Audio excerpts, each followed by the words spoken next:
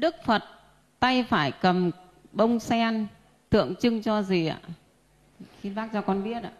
Đức Phật á, thì nên nhớ rằng tất cả các cái chùa khác đó, còn cái chùa Thiền Tông Thiên Diệu này sơn cái màu vàng. Tất nhiên là một vị Phật phải mang một kim thân Phật. Kim là vàng, cái thân màu vàng. Vì thế mà ở đây mới gọi là Đức Phật sơn màu vàng.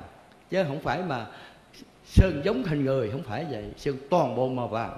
Đây là ý muốn nói là khi tất cả những người ở đây thành Phật thế gì đó là mang kim thân Phật hết. Còn tay cầm canh sen là gì? Là dạy nhất tự thiền. Kiểm thiền bằng câu hoa sen gọi là kiểm nhất tự thiền. Đó, tay cầm canh sen gọi là kiểm thiền. Nói ngắn gọn là kiểm thiền. Nhưng mà nó có hai kiểm thiền, tu nhất tự thiền, chứ không có câu thứ hai. Rồi câu hỏi tiếp đi.